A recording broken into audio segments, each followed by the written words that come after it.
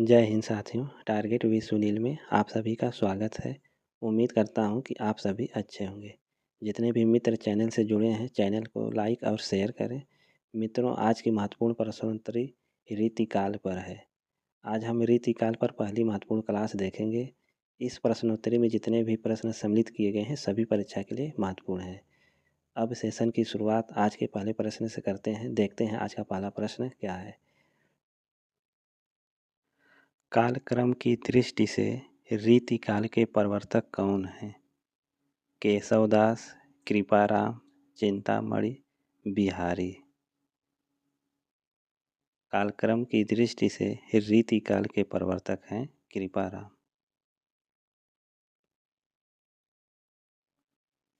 प्रश्न 2, रीतिकाल की समय सीमा क्या है?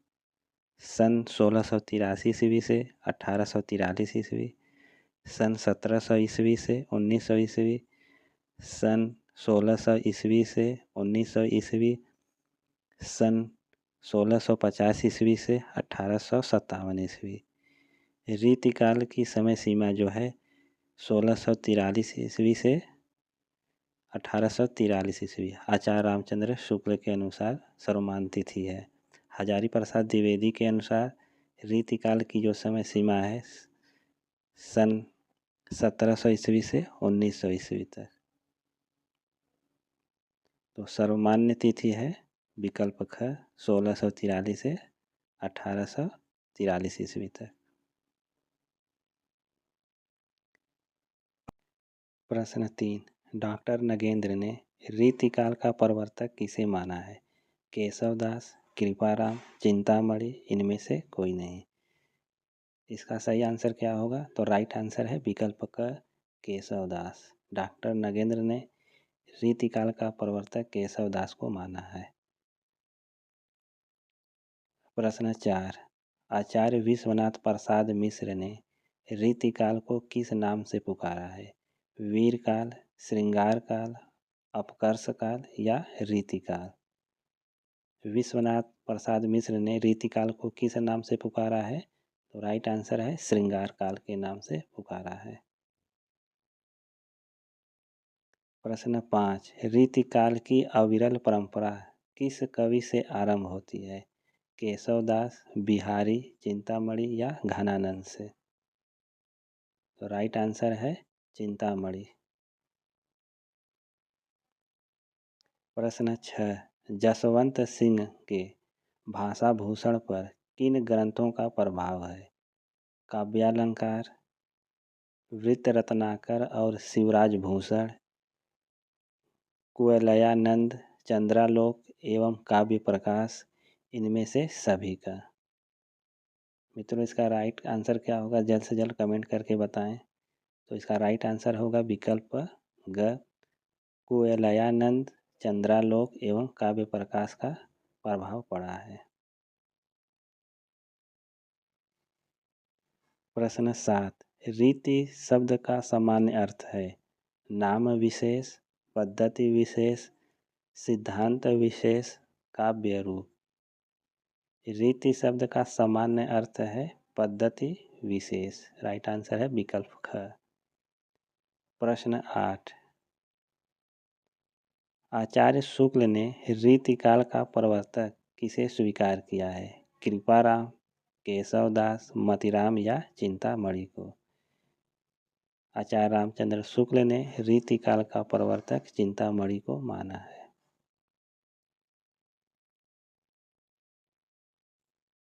आचार्य शुक्ल ने रीतिकाल का समय क्या निर्धारित किया है?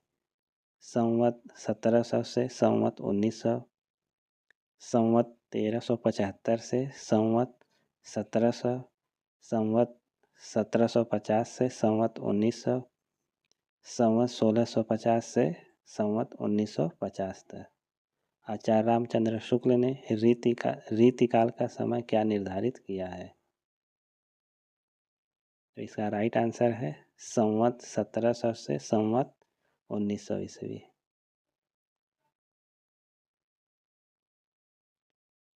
प्रश्न 10, बाबू श्याम सुंदर दास ने रीतिकाल के लिए क्या नाम दिया है? रीति काव्य, रीति युग, अलंकार काल या रीति काल।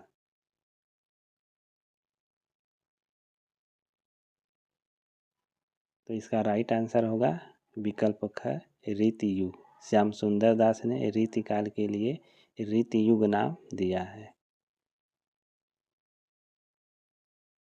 प्रश्न 11, आचार्य हजारी प्रसाद द्विवेदी ने रीति काल का समय निर्धारित किया है। 1650 ईस्वी से 1850 ईस्वी, संवत 1700 से 1900 विक्रम संवत, 1700 ईस्वी से 1900 ईस्वी, 1791 ईस्वी से 1889 ईस्वी तक। इसका राइट आंसर क्या होगा? तो इसका राइट आंसर होगा विकल्प ग, 1700 ईस्वी से 1900 ईस्वी तक।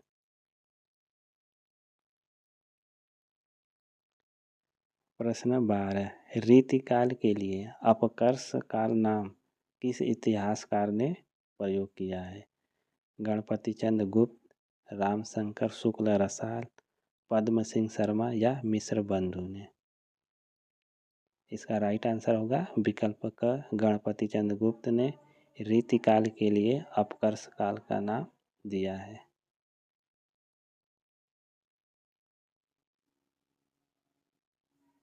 प्रश्न 13, रीति काल को अलंकृत काल नाम किसने दिया है?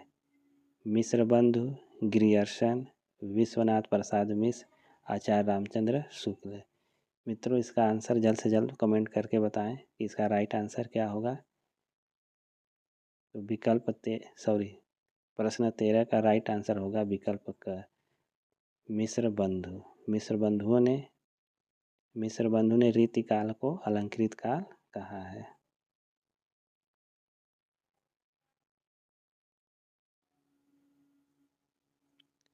प्रश्न 14, ग्रियर्सन ने अपने इतिहास ग्रंथ के 7वें अध्याय को क्या नाम दिया है? रीति काल, रीति काव्य, श्रृंगार काल या चारण काल? जॉर्ज ग्रियर्सन ने अपने इतिहास ग्रंथ के 7वें अध्याय को रीति काव्य नाम दिया है। तो राइट आंसर है विकल्प ख।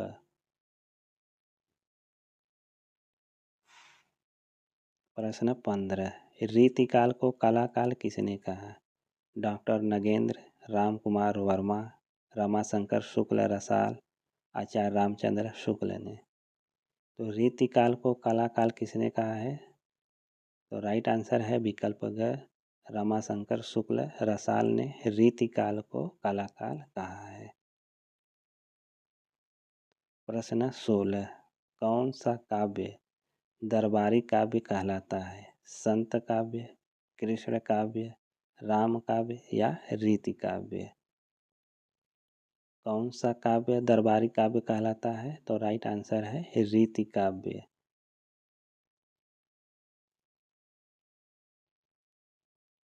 प्रश्न 17, निम्न में रीति काल की सर्वाधिक प्रधान प्रवृत्ति है?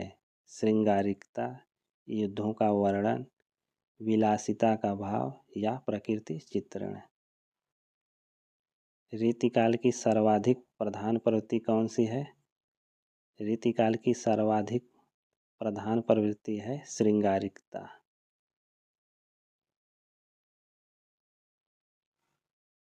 प्रश्न 18, जिन कवियों ने शास्त्रीय ढंग पर लक्षण तथा उदाहरण प्रस्तुत कर अपने ग्रंथों की रचना की है वे कहलाते हैं? रीतिबद्ध, रीति सिद्ध, रीति मुक्त या कोई नहीं? तो जिन कवियों ने शास्त्रीय ढंग पर लक्षण तथा उदाहरण प्रस्तुत कर अपने ग्रंथों की रचना की है वे रीतिबद्ध कहलाते हैं। तो राइट आंसर है विकल्प क। प्रश्न 19, रीतिकालीन काव्य को मुख्यतः कितने भागों में बांटा जाता है? 2, 3, 4 या 5 भागों में? रीतिकालीन काव्य को मुख्यतः 3 भागों में बांटा जाता है।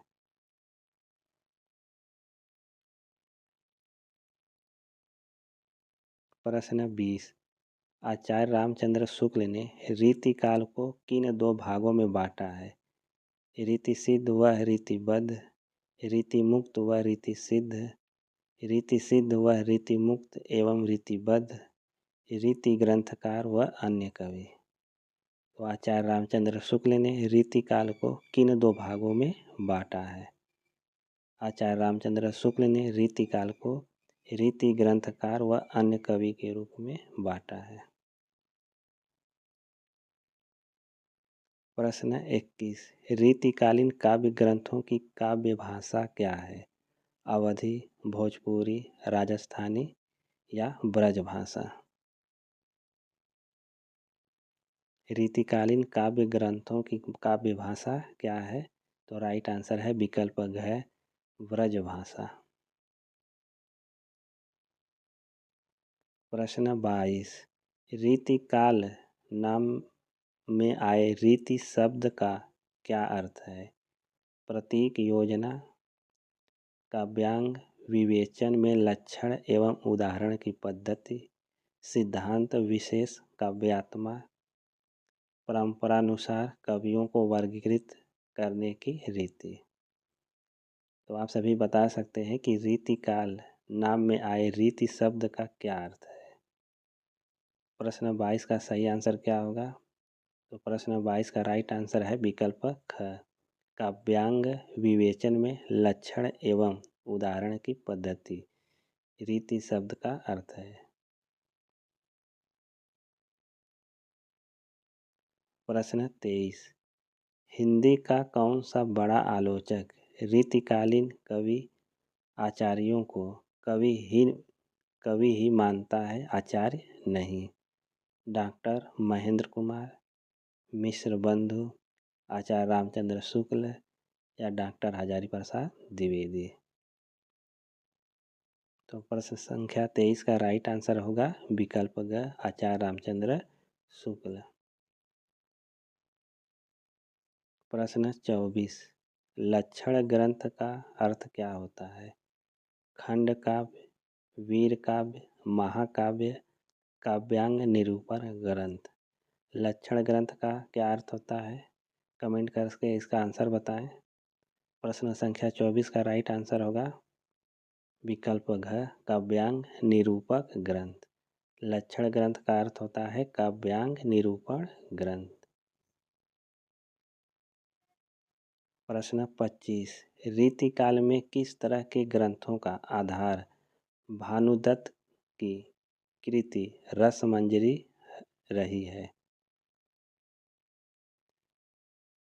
वीर काव्यों, नीति काव्यों, श्रृंगार रस एवं नायक नायिका भेद, अलंकार ग्रंथों। रीतिकाल में किस तरह के ग्रंथों का आधार भानुदत्त की कृति रसमंजरी की है? मित्रों आप सभी कमेंट करके आंसर बताएं। प्रश्न संख्या 25 का राइट आंसर क्या होगा? प्रश्न संख्या 25 का राइट आंसर होगा विकल्प ग, श्रृंगार रस एवं नायक नायिका भेद।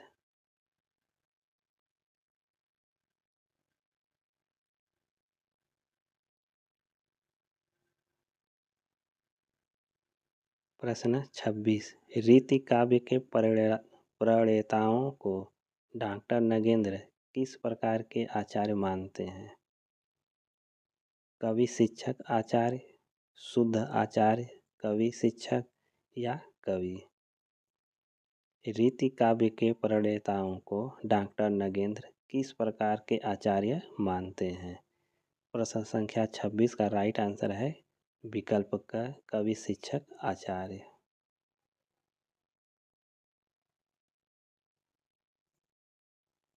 प्रश्न 27, रीतिकाल के प्रारंभिक श्रेष्ठ कवि बिहारी हैं तो पद्माकर अंतिम श्रेष्ठ कवि हैं। वास्तव में ये दोनों रीतिकाल के दो छोर हैं, किस आलोचक ने कहा है? डॉक्टर नगेंद्र, विश्वनाथ त्रिपाठी, आचार्य शुक्ल, हजारी प्रसाद द्विवेदी ने?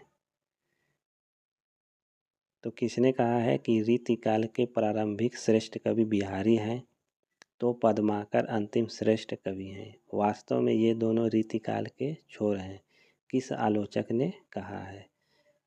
तो विश्वनाथ त्रिपाठी ने कहा है। विकल्प ख सही है।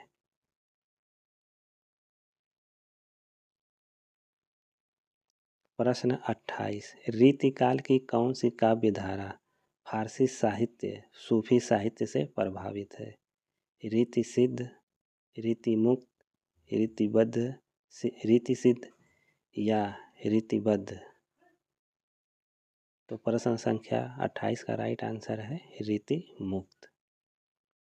रीति मुक्त काव्य धारा फारसी साहित्य से प्रभावित है।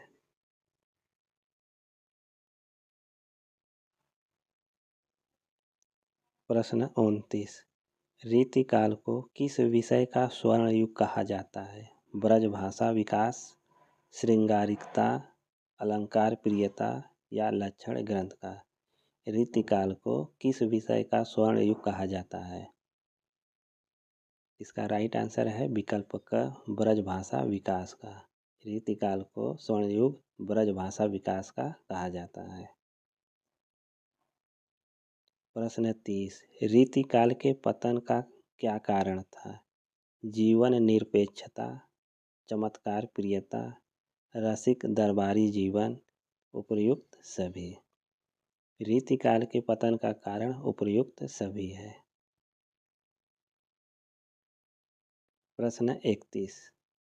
रीति कवियों का नारी विषयक दृष्टिकोण भले ही सामंती भोगवादी रहा हो, लेकिन उनकी निजी प्रवृत्ति है परकीया प्रेम की, गार्हस्थ्यिक प्रेम की, काल्पनिक प्रेम की, सूक्ष्म अशरीरी की? प्रश्न संख्या 31 का राइट आंसर है सूक्ष्म अशरीरी।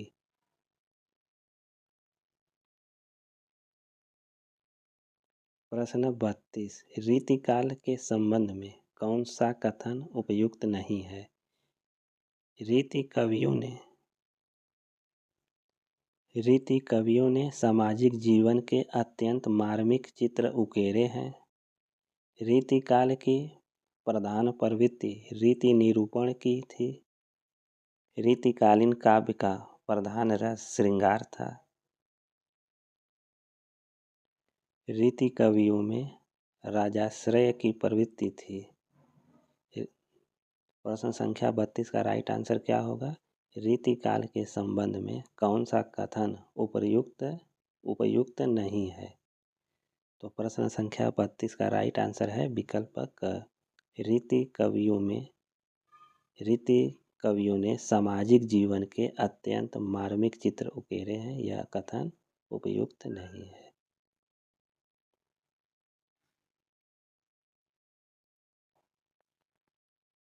प्रश्न 33। रीतिकाल में सामाजिक सांस्कृतिक परिस्थिति थी गौरवपूर्ण, अत्यंत दयनीय, विकासमान, सामान्य एवं सहज? रीतिकाल में सामाजिक सांस्कृतिक परिस्थिति थी, कैसी परिस्थिति थी? तो राइट आंसर है विकल्प ख, अत्यंत दयनीय परिस्थिति थी। प्रश्न 34। कौन कवि सर्वांग निरूपण नहीं है? चिंतामणि, कुलपति मिश्र, घनानंद या देव? तो कौन सा कवि सर्वांग निरूपण नहीं है? सर्वांग निरूपण कवि नहीं है घनानंद।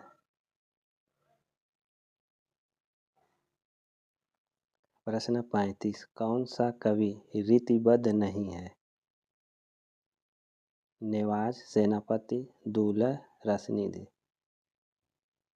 मित्रों यह प्रश्न गलत है। कौन सा कवि रीतिबद्ध है यह प्रश्न होना चाहिए, नहीं होना चाहिए। तो कौन सा कवि रीतिबद्ध है? तो राइट आंसर है दूल्ह। प्रश्न 36। रीतिकालीन कवि किस आचार्य का नाम मणिमाल था? रीतिकालीन कवि किस आचार्य का नाम मणिमाल था? भिखारी दास, कुलपति मिश्र, रसलीन या चिंतामणि? रीतिकालीन किस आचार्य का नाम मणिमाल था? तो चिंतामणि का था। प्रश्न 37। रीतिकालीन कवियों को सर्वांग निरूपक, रस निरूपक, अलंकार निरूपक और पिंगल निरूपक वर्गों में किसने विभाजित किया है? विश्वनाथ प्रसाद मिश्र, डॉक्टर नगेंद्र मिश्र बंधु, रामस्वरूप चतुर्वेदी ने।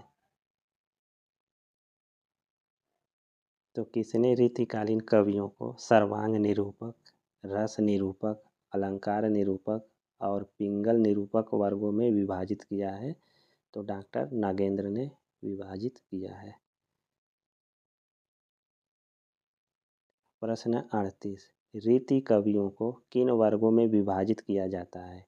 रीतिबद्ध, रीति सिद्ध, रीति मुक्त, उपर्युक्त सभी।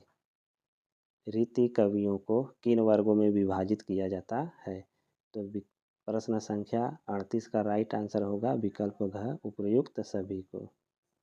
रीति कवियों को रीतिबद्ध, रीति सिद्ध और रीति मुक्त में विभाजित किया जाता है। प्रश्न 39, इसमें संदेह नहीं कि काव्य रीति का सम्यक समावेश पहले पहल आचार्य केशव ने ही किया, पर हिंदी में रीति ग्रंथों की अविरल और अखंडित परंपरा का प्रवाह केशव की कवि प्रिया के प्रायः 50 वर्ष पीछे चला है और वह भिन्न आदर्श को लेकर, केशव के आदर्श को लेकर नहीं। कथन किस आलोचक का है? मित्रों, यह स्टेटमेंट बहुत इम्पोर्टेंट है, आप इसको इम्पोर्टेंट लगा सकते हैं। आचार्य रामचंद्र शुक्ल, हजारी प्रसाद द्विवेदी, डॉक्टर नगेंद्र या मिश्र बंधु। यह कथन किस आचार्य का है? यह कथन किस आलोचक का है? तो यह कथन आचार्य रामचंद्र शुक्ल का है।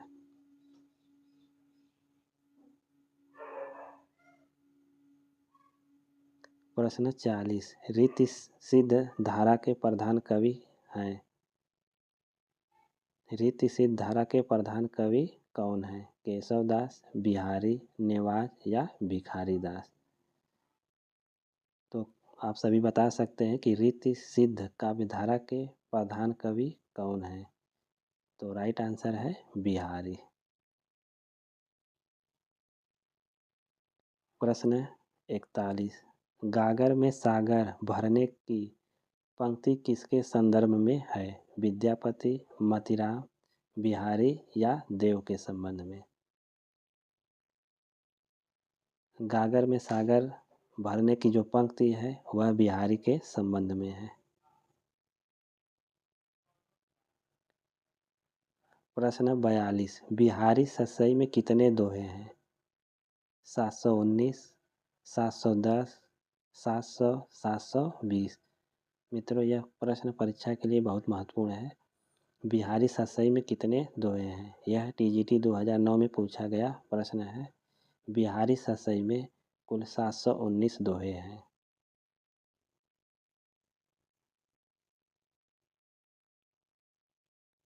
प्रश्न 43, बिहारी ससई पर फिरंगे ससई नाम से टीका किसने लिखा? अमरूक शतक, मिर्जा गालिब, आनंदीलाल शर्मा, कृष्ण कवि। बिहारी ससई पर फिरंगे ससई नाम से किसने टीका लिखा है? बिहारी ससई पर फिरंगे ससई नाम से टीका आनंदीलाल शर्मा ने लिखा है। दोहा छंद में श्रृंगारी रचना प्रस्तुत करने वालों में हिंदी के सर्वाधिक ख्याति लब्ध कवि हैं? रहीम, बिहारी, विक्रम या सूरदास। यह जीआईसी पीजीटी 2009 में पूछा गया प्रश्न है, जो आगामी परीक्षा के लिए भी महत्वपूर्ण है। तो प्रश्न संख्या 44 का राइट आंसर क्या होगा? तो राइट आंसर होगा विकल्प ख, बिहारी।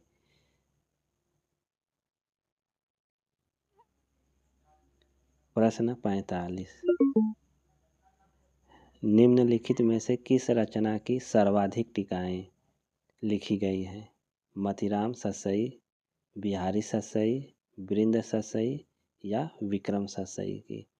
यह जीआईसी पीजीटी 2009 में पूछा गया प्रश्न है। जो आगामी परीक्षा के लिए भी महत्वपूर्ण है। निम्नलिखित में से किस रचना की सर्वाधिक टीकाएँ लिखी गई हैं? तो बिहारी सतसई की सर्वाधिक टीकाएँ लिखी गई हैं।